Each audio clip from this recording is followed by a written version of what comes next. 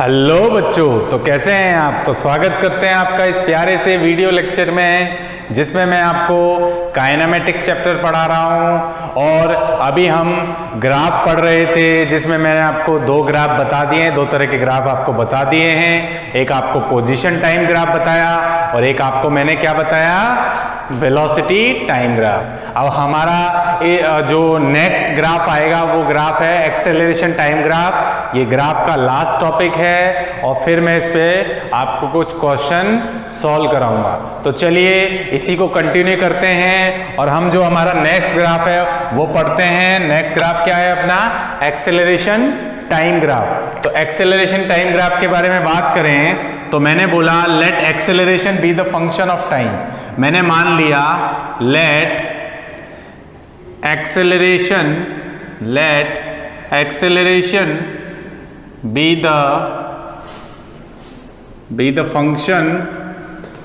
the function of time। Okay, हमने मान लिया, ठीक है, किसका टाइम का फंक्शन है। ठीक है, ये सब चीजें मैं बता चुका हूं बेसिक मैथ्स में कि acceleration is a dependent variable where T time is the independent variable. Acceleration यानी प्रवेग किसके ऊपर डिपेंड कर रहा है, समय यानी टाइम के ऊपर, पर टाइम प्रवेग के ऊपर डिपेंड नहीं कर रहा है। तो प्रवेग तो हो गया डिपेंडेंट, जो कि टी के ऊपर डिपेंड कर रहा है, पर अगर समय की बात करूं तो समय प्रवेग के ऊपर कभी डिपेंड नहीं करेगा, तो वो हो जाएगा इंडिपेंडेंट वेरिएबल। तो मैंने यहाँ पे बोला ए एज अ फंक्शन ऑफ, क्या बोला मैंने, टी। तो ए एज अ फंक्शन ऑफ अगर टी बोला तो ए बराबर हमें पता है क्या होता है, डीवी अपॉन क्या लिखते हैं हम, dt लिखते हैं। पहले जैसे बताए थे उसी तरीके से बताऊंगा। तो यहां से हम क्या लिख सकते हैं भाई, a बराबर लिख सकते हैं भाई, a इंटू क्या लिखेंगे इसको, dt इज इक्वल टू क्या, dv। अब हमें क्या करना है, दोनों तरफ हम क्या करते हैं, इंटीग्रेशन कर देते हैं। तो ये तो क्या हो जाएगा, ये तो टाइम क्या है, t इनिशियल से कहां तक जाएगा, t फाइनल। ये क्या है, v इनिशियल से कहां तक, v फाइनल तक जाएगा। बताओ ये बात समझ में आई, v इनिशियल से v final, initial final. Clear, बात समझ में आ रही है। तो क्या हम इसको ऐसा लिख सकते हैं, इधर ही लिख देता हूं, इसको हम ऐसा लिख सकते हैं भाई, इसको मैं इधर लिख दूं तो कोई प्रॉब्लम। ये क्या होगा, v इनिशियल, ये क्या होगा, v final is equal to ये क्या होगा, t इनिशियल, और ये क्या होगा, t फाइनल। तो a इंटू कितना हो जाएगा, dt हो जाएगा। तो हमें पता है अगर मैं ये लिमिट रखता, तो ये बताओ, पहले तो मुझे बताओ 1.dx का क्या होता है, 1.dx क्या होता है, 1.dx का इंटीग्रेशन x होता है। मैं अगर पूछूं 1.dy का इंटीग्रेशन क्या होता है, संकलन, अवकलन, बोलो अवकलन क्या होता है इसका, बोलिए, y, तो y लिख दिया। 1.dz का इंटीग्रेशन वो क्या होता है, z होता है। तो इसी तरीके से अगर 1.dv का करेंगे तो कितना आएगा भाई, 1.dv का हम लिख सकते हैं यहां से, 1.dv का मतलब वो क्या हो जाएगा, वो क्या हो जाएगा बच्चों, v है ना। और ये क्या हो जाएगा, v इनिशियल, ये क्या हो जाएगा, v फाइनल। इसको हम इंटीग्रेट नहीं करेंगे क्योंकि अभी हमें a और v की वैल्यू नहीं पता है, तो इसको ऐसे के ऐसे ही लिखता हूं मैं, t फाइनल, और ये क्या है अपना, t इनिशियल। तो यहां से इंटू में क्या लिखूंगा मैं, a इंटू कितना है, dt। तो इसको अगर देखें तो ये क्या हो जाएगा अपना, upper limit minus lower limit, तो v फाइनल माइनस क्या लिखेंगे, v इनिशियल। यहां से क्या लिखेंगे, इंटीग्रेशन t इनिशियल, ये क्या है, t फाइनल, a इंटू कितना, dt होगा। तो यहां से अगर v final minus v initial को, फाइनल माइनस इनिशियल को क्या मैं ऐसा लिख सकता हूं, डेल्टा v। भाई डेल्टा v का मतलब क्या है, final velocity minus initial velocity. तो उसका मतलब तो वही हुआ चेंज, भाई चेंज ही तो हो रहा है। इंटीग्रेशन क्या है, d इनिशियल t फाइनल और a इंटू कितना हो जाएगा, dt। तो हमें जब भी चेंज इन वेलोसिटी निकालना है, वेग में कोई परिवर्तन होगा, किसमें, वेग में यानी वेलोसिटी में अगर कोई चेंज होगा तो वो कैसे निकालेंगे हम ऐसे नहीं रखेंगे फॉर्मूले को। अगर हमें ग्राफ दे रखा है तो हम क्या लिखेंगे, area under 80 graph. Area under क्या लिखना है हमें, 80 ग्राफ। ये बात आपको याद रखनी है। डेल्टा वी निकालने के लिए हम क्या रखेंगे, एरिया अंडर 80 ग्राफ। ए क्या है अपना, एक्सेलरेशन यानी कि प्रवेग, और टी क्या है अपना, टाइम यानी कि समय। बताओ ये बात आपको समझ में आई? तो अगर आपको ये बात समझ में आई तो इस पर आप जरूर से 1, 2 और 3 स्टार जरूर लगाएं आप। ठीक है, अब देखो क्वेश्चन में आपको समझाऊंगा तो आपको सारी चीजें अच्छी तरीके से एक्सप्लेन होंगी। तो पहले इसको नोट कर लें आप लोग, स्क्रीन को पॉज करें, इसको नोट करें। चलिए हटा दूं इसको, चलिए हटा देता हूं, चलिए हटा देता हूं। तो अब ये तो हमने बात कर ली भाई एक्सेलरेशन के बारे में, एक्सेलरेशन टाइम ग्राफ। अब किस किस डिफरेंट टाइप के जो अपने एक्सेलरेशन टाइम ग्राफ बनते हैं उसके बारे में भी बात कर लेते हैं कि भाई ये एक्सेलरेशन टाइम ग्राफ के अपने ग्राफ बनते हैं। तो लिखें, आप लिख लें, वैसे मैं लिख दूंगा different type of acceleration time graph, different type of acceleration time graph. तो यहां मैं दूसरा मार्कर यूज लेता हूं। डिफरेंट टाइप ऑफ क्या लिखेंगे बच्चों, यहां ऐसे हैश लगा के लिखना, डिफरेंट टाइप ऑफ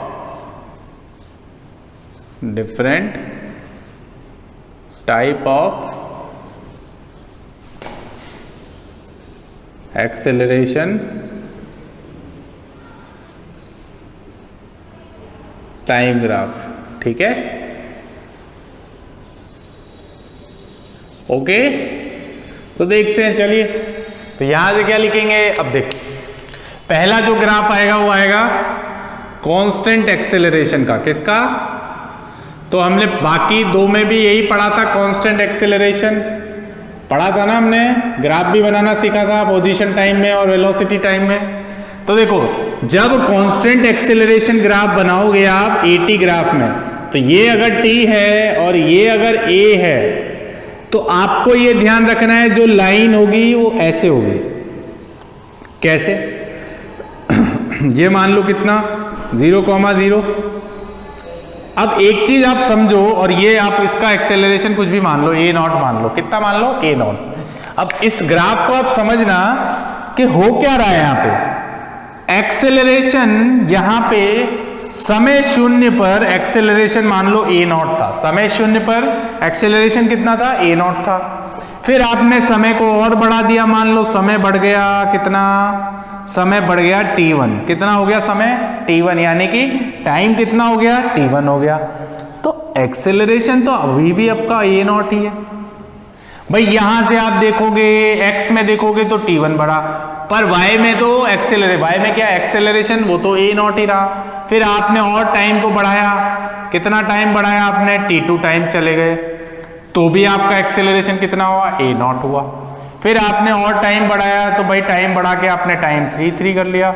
फिर आपने देखा यार ये तो एक्सेलरेशन वही के वही, इसका मतलब और टाइम बढ़ा लो, एक और टाइम बढ़ा लेते। तो हो क्या रहा है बच्चों, यहाँ पे हो ये रहा है कि समय तो बढ़ रहा है पर समय तो बढ़ रहा है पर एक्सेलरेशन यहाँ पे नहीं बढ़ रहा है। और अगर एक्सेलरेशन नहीं बढ़ रहा है इसका मतलब पहली बात तो जो tan थीटा होगा वो क्या होगा, 0 होगा। स्लोप क्या होगा, m 0, ठीक है। और एक्सेलरेशन क्या होगा यहाँ पे, एक्सेलरेशन बराबर कांस्टेंट। एक्सेलरेशन कैसा होगा, कांस्टेंट होगा। तो ये दो बातें आपको ध्यान रखनी है, इस तरीके का ग्राफ बनेगा, ठीक है। तो स्क्रीन को पॉज करके इसको नोट जरूर कर लेना आप लोग। चलिए आगे बात करें। तो देखिए आगे का ग्राफ आता है अपना increasing, uniformly increasing acceleration. Uniformly क्या है अपना, सेकेंड नंबर डाल के आप लिख लेना, ऐसे लिख लेना, यूनिफॉर्मली इंक्रीजिंग एक्सेलरेशन, ठीक है। तो यूनिफॉर्मली इंक्रीजिंग एक्सेलरेशन। अब थोड़ी सी कहानी अलग है, कैसे देखो कि यूनिफॉर्मली इंक्रीजिंग एक्सेलरेशन कैसा बनेगा। ये आपने माना टी, ठीक, ये आपने क्या माना, ए क्या है, प्रवेग यानी एक्सेलरेशन, टी क्या है, टाइम यानी समय। तो इस तरीके से आपका ग्राफ बनेगा। देखो एंगल क्या है, थीटा, ठीक है। अब आप देखो क्या हो रहा है भाई, कहानी क्या हो रही है, कहानी को समझो आप। कहानी समझ में आएगी तो सारी बातें समझ में आएंगी। ये तो समय शून्य था जब एक्सेलरेशन भी जीरो था, समय शून्य पर एक्सेलरेशन जीरो। मान लो समय बढ़ाया t1 तो एक्सेलरेशन बढ़ गया a1। मान लो आपने और समय बढ़ाया कितना, t2, तो समय बढ़ा t2 तो एक्सेलरेशन भी बढ़ गया, है ना। फिर और बढ़ाया तो ये टाइम कितना हुआ t3, ये कितना हुआ a3। यानी कि आप कर क्या रहे हो, जैसे जैसे आपका टाइम बढ़ता जा रहा है वैसे वैसे यूनिफॉर्मली आपका एक्सेलरेशन भी बढ़ता जा रहा है। एक्सेलरेशन कांस्टेंट नहीं है, एक्सेलरेशन क्या होता जा रहा है, बढ़ता जा रहा है। तो इसी को क्या बोलेंगे हम, यूनिफॉर्मली एक्सेलरेटेड। या फिर मैं बोल सकता हूं जो टेन थीटा है अपना, वो टेन थीटा क्या है बच्चों, कांस्टेंट है। टेन थीटा क्या है, कांस्टेंट। कैसा कांस्टेंट, क्योंकि एक्यूट एंगल बना रहा है, तो एक्यूट एंगल बना रहा है तो ये कैसा कांस्टेंट है, पॉजिटिव कांस्टेंट, ठीक है। और यहां ब्रैकेट में आप लिख लेना एक्यूट एंगल। एक्यूट एंगल है तो बाकी सब कहानी तुम्हें पता ही है। एक्यूट एंगल है तो क्या होगा, पॉजिटिव कांस्टेंट बनेगा, है ना। क्लियर। यहां ध्यान रखना जो थीटा है वो किसके बीच में लाई कर रहा है, थीटा किसके बीच में लाई कर रहा है, 90, 0 और 90 के बीच में लाई कर रहा है थीटा, ठीक है। तो इसको नोट कर लेना।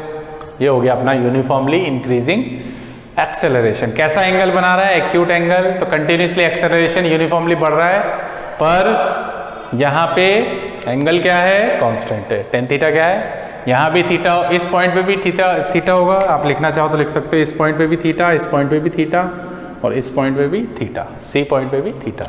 तो स्क्रीन को पॉज करके इसको नोट कर लें आप लोग। चलो हटा दो। तो ये फर्स्ट वाला तो मैं हटा देता हूँ। अब देखो इसमें एक लास्ट और है, फिर मैं क्वेश्चन आपको सॉल्व कराऊंगा, ठीक है। तो चलिए तो आगे बात करते हैं। थर्ड नंबर का जो अपना ग्राफ आता है, देखिए थर्ड ग्राफ है अपना uniformly decreasing acceleration. Uniformly decreasing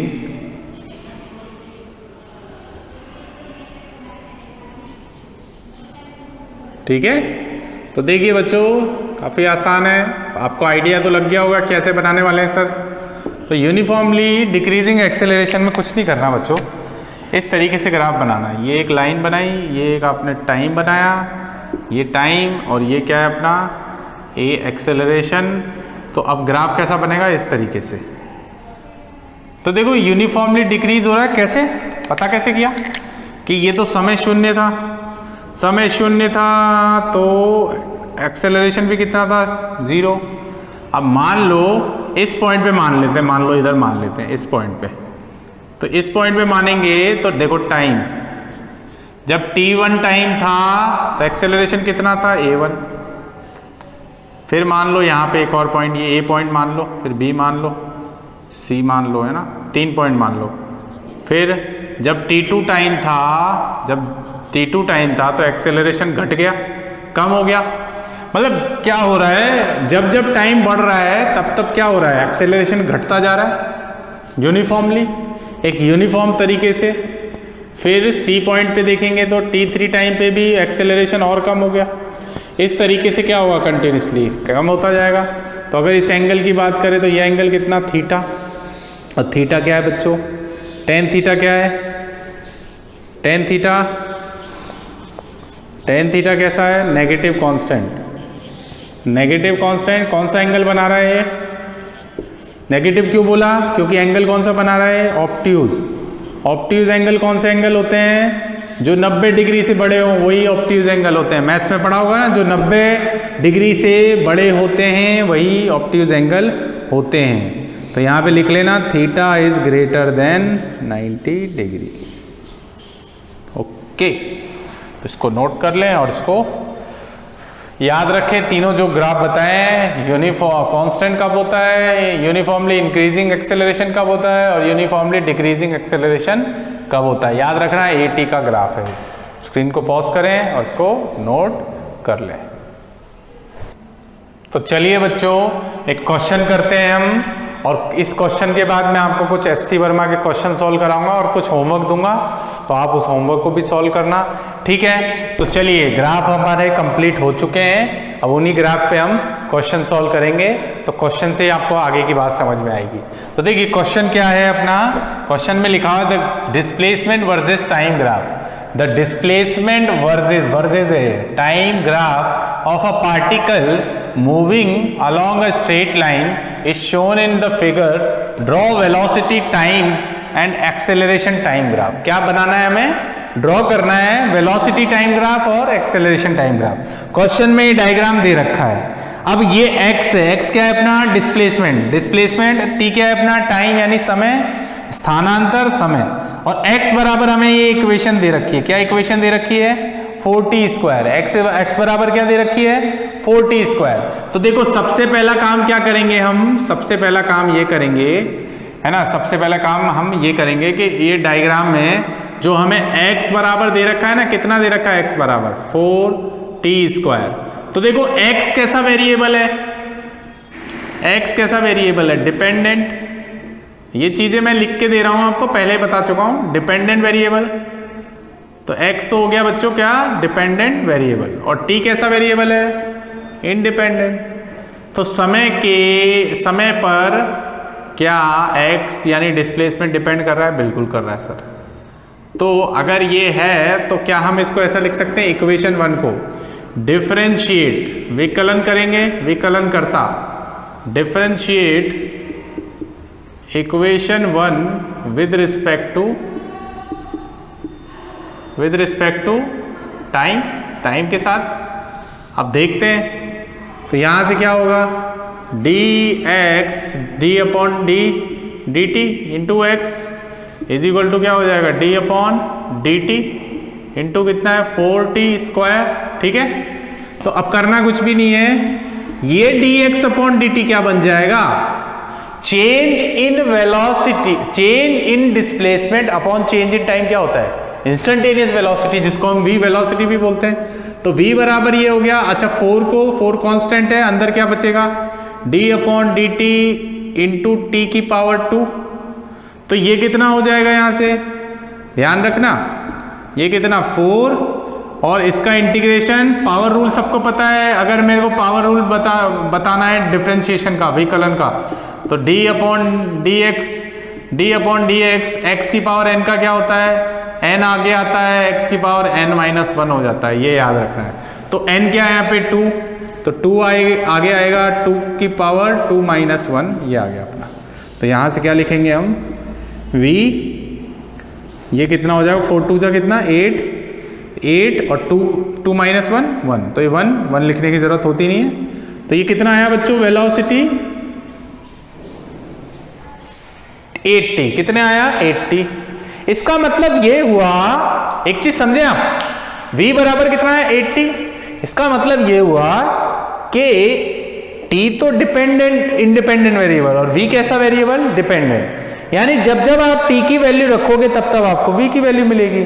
यानी आपने 1 सेकेंड रखी तो v की वैल्यू कितनी, 8 मिली। जब आपने रखी 2 सेकेंड तो कितनी मिली, 16। जब आपने 3 रखी तो कितनी मिली, 24। इसका मतलब हर सेकंड में वेलोसिटी क्या हो रही है, वेरिएबल हो रही है। हर सेकंड में वेलोसिटी तो वेरिएबल हो रही है। अब हम ये चेक करते हैं एक्सीलरेशन भी वेरिएबल हो रहा है क्या। तो हम क्या करेंगे, इस इक्वेशन का एक बार और डिफरेंशिएशन करेंगे, डबल डिफरेंशिएशन मैंने बताया था। इस इक्वेशन का क्या करेंगे, इक्वेशन नंबर 2 का एक बार डिफरेंशिएशन करेंगे। तो differentiate equation 2 with respect to किसके रिस्पेक्ट में, इस बार भी टाइम के रिस्पेक्ट में। तो टाइम के रिस्पेक्ट में कर देते हैं। तो यहां से क्या लिखेंगे आप बोलो, क्या हम ऐसा लिख सकते हैं, D V upon D T is equal to D upon D T 8t लिख सकते हैं। तो 8t, तो ये 8 तो dv अपॉन dt क्या चीज होती है? Acceleration. Change in velocity upon change in time, acceleration. 8 को ले लो बाहर, तो ये t की पावर 1 तो है ही, तो d अपॉन डी टी, यहाँ से t की पावर 1। और आप सभी बच्चों को पता है कि अगर t की पावर 1 का करूँगा तो 1 तो आगे आएगा, t की पावर 1 माइनस 1 हो जाएगा, तो ये कितना 0 नहीं होगा, है ना। 1 t की पावर 0, और t की पावर 0 कितना बताया था मैंने? जिस भी वेरिएबल की पावर 0 हो तो वो कितनी होती है? 1 होती है, तो ये 8 आ जाएगा। 8 मीटर पर सेकेंड स्क्वायर, ऐसा समझ लो। ठीक है, x किस में? मीटर में। टाइम किस में? सेकेंड में। ऐसा मान लेना आप, ठीक है। तो a कैसा आया? 8 आ गया। 8 यानी कि कोई वेरिएबल है क्या? समय बढ़ रहा है, मान लो 1 सेकंड बाद भी कितना दिखाई देगा? 8, क्योंकि यहाँ तो कोई t नहीं है। फिर 2 सेकंड बाद भी कितना दिखाई देगा? 8।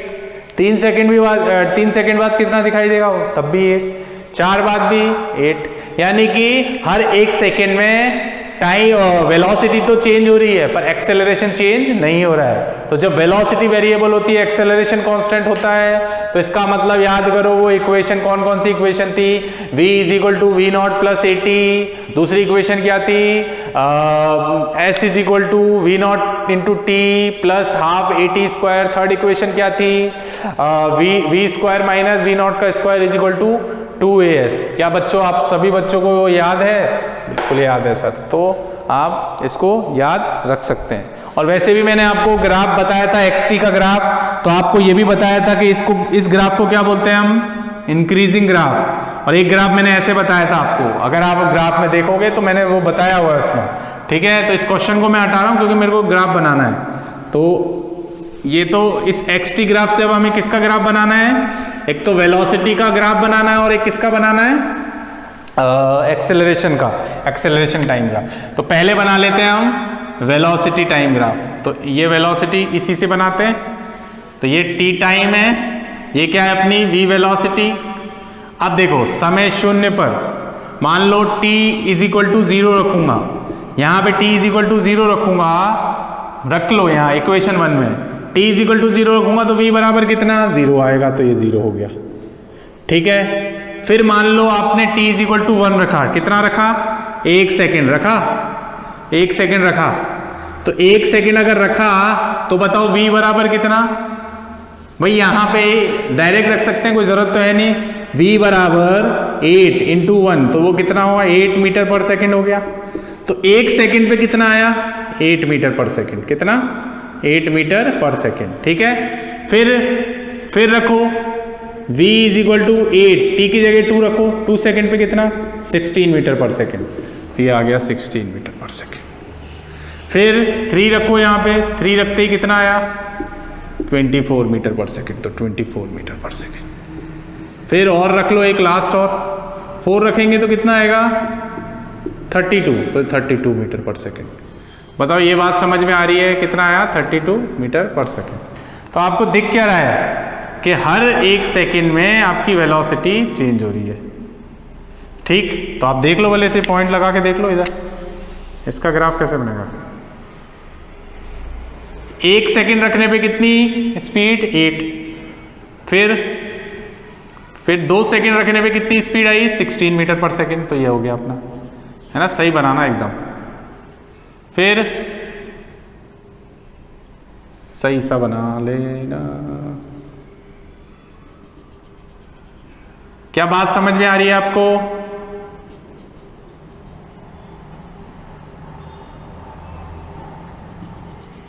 ठीक है बच्चों, आप स्केल से बनाओगे ना तो आपको बिल्कुल सीधा बनेगा ये, ठीक है। क्लियर? इस तरीके से, ठीक है। इसको क्या बोलेंगे हम? 1,8। इसको क्या बोलेंगे हम? 2,16। इसको क्या बोलेंगे हम? 3,24। इसको क्या बोलेंगे? 4,32। तो ये बन गया अपना। क्या एंगल चेंज हो रहा है? क्या नहीं चेंज हो रहा?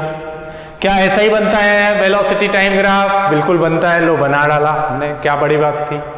चलो ये समझ में आ गया। इसका एक और ग्राफ देखो, दूसरा ग्राफ क्या है अपना, एक्सेलरेशन टाइम ग्राफ। तो ये t है, ये क्या है अपना a।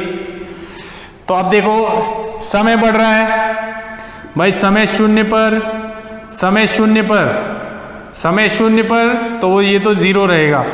पर जैसे ही 1 सेकेंड, तो 1 सेकेंड पे एक्सेलरेशन कितना भाई, 1 सेकेंड पे एक्सेलरेशन कितना 8 ही रहेगा, उसमें कोई वेरिएबिलिटी नहीं है। तो ये तो 8 बना दिया मैंने। अब देखो 1 सेकेंड पे कितना हुआ, 1 सेकेंड पे भी यही रहा। फिर दूसरे सेकेंड पे कितना हुआ, दूसरे सेकेंड पे भी चेंज हुआ क्या, क्योंकि यहाँ कहाँ रखोगे आप, क्योंकि टाइम t तो है ही नहीं यहाँ पे, टाइम से कोई फर्क नहीं पड़ रहा यहीं। फिर आगे चलो 3 सेकेंड पे कहाँ, तभी भी नहीं बढ़ा। फिर आगे चलो 4 सेकेंड पे नहीं बढ़ा। तो इसका मतलब हो क्या रहा है, अगर आप देखोगे तो ये क्या बन रही है बच्चों, ये क्या दिख रहा है आपको, अगर ढंग से देखोगे तो ये क्या दिख रहा है, टाइम तो बढ़ रहा है पर एक्सेलरेशन को कोई फर्क नहीं पड़ रहा। एक्सेलरेशन क्या है, कांस्टेंट है। तो ये ग्राफ आप पहले बता चुका हूँ, क्वेश्चन के थ्रू भी मैंने आपको एक्सप्लेन कर दिया है। तो इसको स्क्रीन को पॉज करें और इसको फटाफट से आप नोट कर डालें। अब मैं आपको SC वर्मा से क्वेश्चन सॉल्व कराऊंगा, ठीक है। तो स्क्रीन को पॉज कर लें और इसको नोट कर लें, फिर मैं इसको रफ कर देता हूं। चलिए हटा दूं, चलो सभी ने नोट कर लिया, चलिए।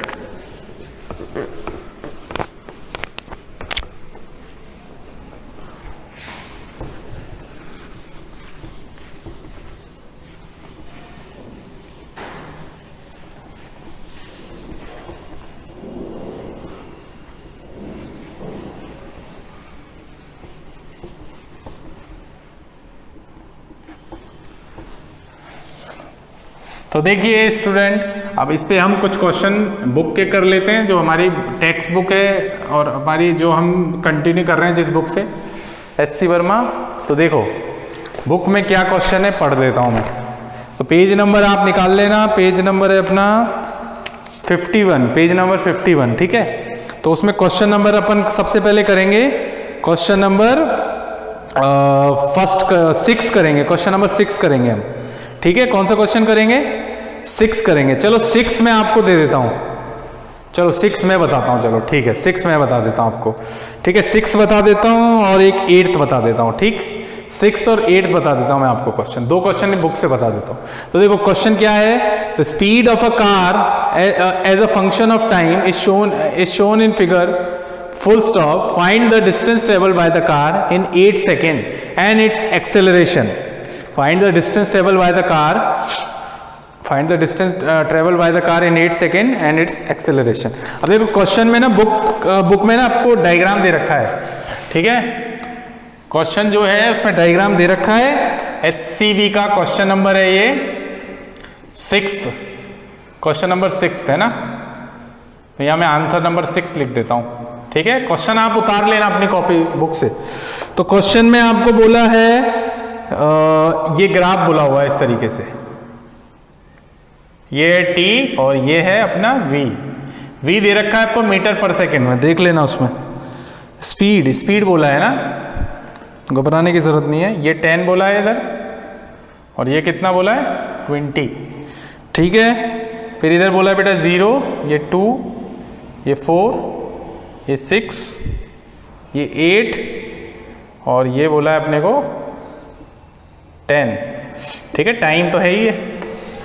तो ग्राफ आपका इस तरीके से बोला है। अब देखो ये चीज बोली है और क्या बोला है, 8 सेकंड में डिस्टेंस ट्रेवल निकालना है और एक्सेलरेशन निकालना है। तो याद करो वेलोसिटी 8 सेकंड में निकालना है ना अपने को। ये 10 है बच्चों, है ना, गलती से 8 लिख दिया मैं, फिर बोलता हूं। तो अब 8 सेकंड में आपको पहला क्वेश्चन क्या पूछा है इसमें, वेलोसिटी और टाइम का ग्राफ है, वेलोसिटी और टाइम का ग्राफ। जिन बच्चों को नहीं पता है तो अपने नोट्स में देखना, वेलोसिटी टाइम ग्राफ में जब मैंने इस तरीके से बनाया था ना, ये एक स्ट्रेट लाइन, तो ये एंगल थीटा था, ठीक है। अब थीटा था ना, तो इसमें वेलोसिटी वेरिएबल थी, इसमें वेलोसिटी क्या थी, वेरिएबल थी। वेलोसिटी चेंज हो रही है तो इसका मतलब यहाँ पे दूसरा जो काम यहाँ पे हो रहा है वो ये हो रहा है कि एक्सेलरेशन क्या है, कांस्टेंट है। एक्सेलरेशन कांस्टेंट कैसे पता किया, पॉजिटिव कांस्टेंट है। कैसे, क्योंकि देखो जैसे जैसे टाइम बढ़ रहा है वैसे वैसे इसका अगर आप ग्राफ बनाओगे एक्सेलरेशन का, तो वो एक्सेलरेशन का ग्राफ ऐसे बनेगा। अगर वीटी का ग्राफ बनाओगे ना, तो वीटी का ग्राफ ऐसे बनेगा, इस तरीके से। सॉरी, एटी का ग्राफ बनाओगे तो एटी का ग्राफ अभी अभी बताया, एटी का ऐसे बनेगा। इस वीटी को कन्वर्ट करोगे एटी में तो ऐसे बनेगा वो। समझ आ रही है मेरी बात? और मैंने ये भी बता दिया था वीटी में कि जब इस तरीके से एक स्ट्रेट लाइन जो एंगल थीटा बनाए, यानी अगर आप देखोगे तो टाइम बढ़ रहा है पर एक्सेलरेशन नहीं बढ़ रहा है। टाइम बढ़ने पे वेलोसिटी जरूर बढ़ रही है पर एक्सेलरेशन नहीं बढ़ रहा है। एक्सेलरेशन नहीं बढ़ता है तो एक्सेलरेशन कांस्टेंट, और अगर एक्सेलरेशन कांस्टेंट होगा तो मैं क्या बोल सकता हूँ, यहाँ पे क्या बोल सकता हूँ, वो जो इक्वेशन ऑफ मोशन है वो यूज लेंगे, v is equal to we naught plus A t, s is equal to we naught t plus half a t square, v square minus v naught का square is equal to 2as, वो equation use लेनी है। ठीक है, तो पहला question इसमें पूछा है डिस्टेंस ट्रेवल बताना 8 सेकंड में। डिस्टेंस ट्रेवल बताना 8 सेकंड में, तो याद करो मैंने आपको डिस्प्लेसमेंट और डिस्टेंस दोनों बताया था किस तरीके से निकालता है, जब भी निकालना होता है, जब भी वेलोसिटी टाइम ग्राफ दिया जाता है। तो मैंने आपको ये बताया था, जब भी आपको भाई पहला क्वेश्चन आपको क्या बोला है, डिस्टेंस निकालना है। क्या निकालना है? डिस्टेंस, अंतर। डिस्टेंस का क्या मतलब है? अंतर। तो मैंने आपको बोला था एरिया अंडर ग्राफ निकालना है आपको। कैसे? Area under VT graph. क्या यही बोला था? बिल्कुल सर, यही बोला था। तो एरिया अंडर बीटी ग्राफ निकालेंगे, तो एरिया अंडर बीटी ग्राफ में क्या करना है बच्चों, कितने सेकंड में पूछा है उसने? 8 सेकंड में। तो 8 सेकंड का इस तरीके से, ये 8 सेकंड का आप देख लें, ये यहां से आता 8 सेकंड में। अब 8 सेकंड में देखना है आपको, बुक में देखना है, थोड़ा सा बुक में बराबर से देखना है इसमें। 8 सेकंड में, ठीक है। तो ये 8 सेकंड में ना बच्चों अपने को इतना दे रखा है, ये डायग्राम थोड़ा सही बनाना, यहीं तक दे रखा है ना 8 सेकंड। बुक में अगर आप देखोगे ना तो ये यहाँ तक दे रखा है, बुक में बराबर बना रखा है ऐसे ऐसे। ये 20 वाला दे रखा है, 20 मीटर पर सेकेंड। ठीक है, तो हमें 8 सेकंड में बनाना है। तो देखो 8 सेकंड में क्या ये बन रहा है, ये है ना 20 का मतलब ये। तो क्या ये एक ट्राइंगल बन रहा है? बिल्कुल बन रहा है। तो ट्राइंगल ओ, इसका नाम देते हैं ए और इसका नाम बी। तो ट्राइंगल क्या है अपना, कैसा ट्राइंगल है? Right angle triangle. अब ट्राइंगल का एरिया कैसे निकालते हैं हम, तो वो भी फॉर्मूला याद होना चाहिए। एरिया होता है 1/2 बेस। बेस क्या है? ये बेस बोलते हैं इसको, आधार। बेस इंटू हाइट यानी कि ऊंचाई। ये इसकी हाइट हो जाएगी, ये h हो जाएगा, ये b हो जाएगा। o से लेकर b तक ये h, ये b है ना। और ये इसको आप चाहें तो लैंग्वेज में ऐसे लिख सकते हैं 1/2 बेस कितना है, OB इंटू AB है ना। तो OB कितना है अपना 8 सेकंड में निकालना है, तो 8 रख दो। और AB कितना है अपना, हाइट कितनी है 20, तो 20 रख दो। तो ये कितना हो जाएगा 4, तो ये 80 मीटर पर सेकंड, 80 मीटर आंसर आ जाएगा, बस खत्म बात। कितना आंसर आया? 80 मीटर। ये लो आ गया, सिंपल सा क्वेश्चन था, सिंपल सा क्वेश्चन था। पर आपको ये याद रखना है, जब भी वेलोसिटी, स्पीड, टाइम ग्राफ दे रखा है और डिस्टेंस या डिस्प्लेसमेंट निकालना है, तो वो सब चीजें मैंने आपको नोट्स में लिखा रखी है। चलो अभी दूसरी चीज क्या पूछी है इसमें, एक्सेलरेशन पूछा है। क्या पूछा है दूसरा क्वेश्चन? एक्सेलरेशन। तो एक बात बताओ, एक चीज तो कंफर्म हो ही गई कि वेलोसिटी वेरिएबल हो ही रही है, टाइम बढ़ने पे वेलोसिटी वेरिएबल, और दूसरी चीज क्या हो रही है, एक्सेलरेशन कांस्टेंट। तो एक्सेलरेशन कांस्टेंट जब ऐसे लिख लो, जब एक्सेलरेशन कांस्टेंट होता है, प्रवेग कांस्टेंट होता है, एक्सेलरेशन कांस्टेंट होता है, तो क्या होता है, कांस्टेंट होने पर होता है तो हम कौन कौन सी इक्वेशन यूज लेते हैं? हम यूनिफॉर्म एक्सेलरेटेड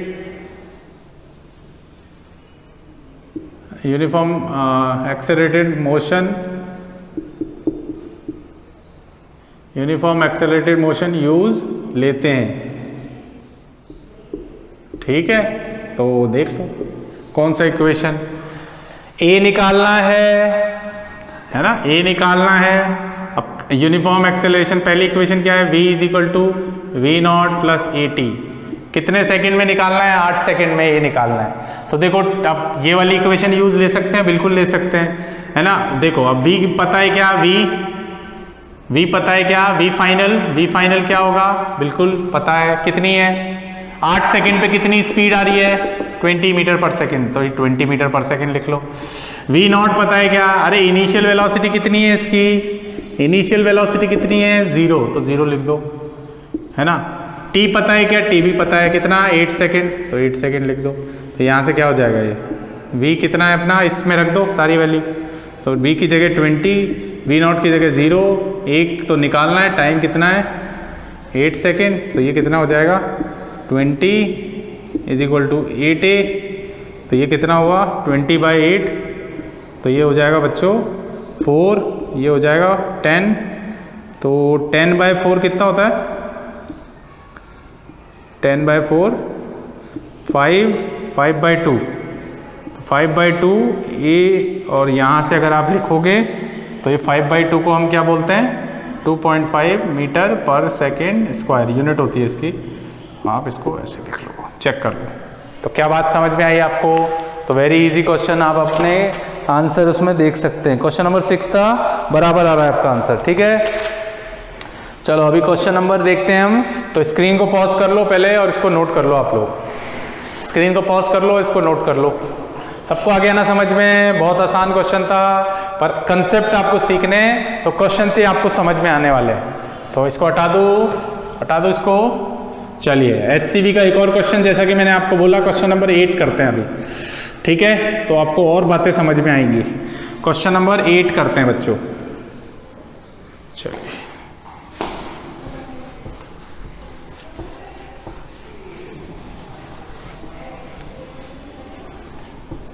ये बात आपको क्लियर है, एकदम क्लियर है। चलो तो अब इसके हिसाब से एक क्वेश्चन और कर लेते हैं। देखो क्वेश्चन क्या है समझो। Figure show the graph of velocity versus time graph of a particle going along the x axis, find the, पहला क्वेश्चन बोला है फाइंड द एक्सेलरेशन, पहला क्वेश्चन बोला है फाइंड द एक्सेलरेशन, दूसरा क्वेश्चन बोला है फाइंड द डिस्टेंस ट्रेवल, और तीसरा क्वेश्चन बोला है find the displacement in 0 to 10 second. Distance travel 0 to 10 second और डिस्प्लेसमेंट 0 to 10 सेकेंड। और डायग्राम भी आपको दे रखा है, ध्यान रखना डायग्राम ये दे रखा है आपको, ठीक है, इसका ये 7th वाले का डायग्राम है, तो यहाँ लिखा हुआ है फिगर 3E3, तो 3E3 का ये वाला दे रखा है। तो डायग्राम कैसे दे रखा है वो भी मैं आपको, एक क्वेश्चन नंबर कौन सा है अपना 8, तो क्वेश्चन नंबर 8 का डायग्राम मैं बना लेता हूँ, थोड़ा सा सही बनाते हैं, यहाँ पे बना लेते हैं, ठीक है। तो ये टाइम है और ये क्या है अपनी वेलोसिटी v, वेलोसिटी v बच्चों मीटर पर सेकंड में दे रखी है, लिखा हुआ है उधर। तो देखो ये 2, ये 4, ये 6, ये v वेलोसिटी है, ये 8, और यहाँ टाइम दे रखा है ये 0, यहाँ 5 ले लो और यहाँ 10 ले लो, बराबर। टाइम किस में दे रखा है, सेकंड में दे रखा है अपने को टाइम, ठीक है। अब देखो इस तरीके से एक लाइन जा रही है अपनी, ओके,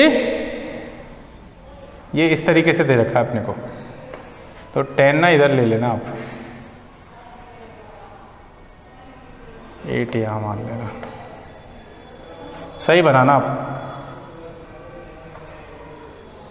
ठीक है।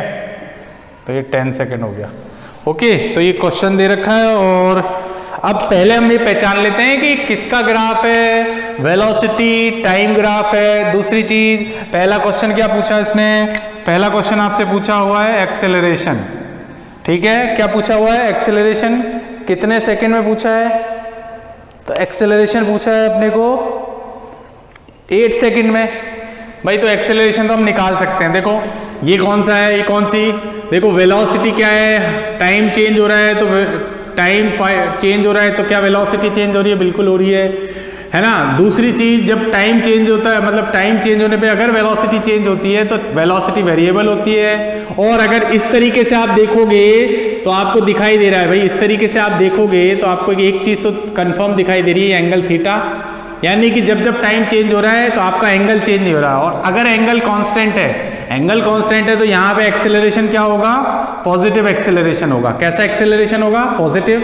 अब पॉजिटिव एक्सेलरेशन होगा यानी एक्सेलरेशन कांस्टेंट हुआ, वेलोसिटी वेरिएबल हुई, तो इसका मतलब क्या होगा, इसका मतलब ये हुआ कि जब एक्सेलरेशन, वेलोसिटी क्या होती है, वेरिएबल होती है। तो ये बात आपको ध्यान रखनी है, वेलोसिटी क्या होगी, वेरिएबल। फिर बोलता हूँ वेलोसिटी वेरिएबल कब होती है, जब टाइम चेंज होने पर अगर वेलोसिटी की वैल्यू चेंज होती रहे तो वेलोसिटी वेरिएबल। और एक्सेलरेशन यहाँ पे क्या हो रहा है, एक्सेलरेशन क्या है, कांस्टेंट। तो कांस्टेंट क्यों है मैंने बता दिया कि अगर इसका आप ग्राफ बना के देखोगे तो आपको दिखाई देगा कि जो 80 ग्राफ बनाओगे तो आप 80 ग्राफ बनाओगे तो इस तरीके से 80 ग्राफ बनेगा। एक्सेलरेशन कभी चेंज नहीं होगा टाइम के चेंज होने पर, ठीक है, क्लियर। या तो देखो वेलोसिटी वेरिएबल होगी तो एक्सेलरेशन क्या होगा, कांस्टेंट। और अगर एक्सेलरेशन कांस्टेंट होगा तो v बराबर हम क्या यूज लेंगे, v नॉट प्लस 80। यानी कि हमें पता है v नॉट कितना है, देखो v नॉट जब समय शून्य था t = 0 पे इनिशियल वेलोसिटी कितनी थी, 2 थी। तो v नॉट तो हमें पता चल गया 2 मीटर पर सेकेंड। 10 सेकेंड पे वेलोसिटी कितनी थी, 8 मीटर पर सेकेंड। तो v कितना हुआ, 8 मीटर पर सेकेंड। कितने सेकेंड, तो टाइम कितना होगा, टोटल टाइम कितना, 10 सेकेंड। तो ये हमने टाइम पता कर लिया। अब यहाँ से हम इक्वेशन में रख देते हैं, तो ये हो गया 8, ये कितना हो गया अपना 2 प्लस ए टाइम कितना है 10। तो ये इधर आएगा तो बच्चों ये कितना होगा, 8 - 2 कितना होता है 6।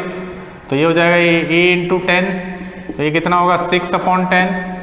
तो बच्चों a कितना आएगा यहाँ से 0.6 मीटर पर सेकेंड स्क्वायर। ये लो आ गया आंसर अपना, चेक कर सकते हैं आप अपनी बुक में, तो आपको समझ आ जाएगा, ठीक है। तो ये हमने दूसरा क्वेश्चन कर लिया, फर्स्ट पार्ट। ये तो फर्स्ट पार्ट था हमारा, ये फर्स्ट पार्ट था। अब सेकंड पार्ट देखते हैं। तो सेकंड पार्ट क्या है इसका, देखते हैं, चेक करते हैं। दूसरा क्वेश्चन पूछा है डिस्टेंस बताना है। क्या बताना है हमें, डिस्टेंस। तो अगेन आपको देखना है यहाँ पे कि डिस्टेंस की अगर बात करें तो वेलोसिटी टाइम ग्राफ है, तो आपको याद रखना है चाहे डिस्टेंस हो या डिस्प्लेसमेंट हो, चाहे डिस्टेंस हो या डिस्प्लेसमेंट हो, एरिया अंडर ग्राफ ही यूज लेना है। क्या यूज, एरिया अंडर ग्राफ।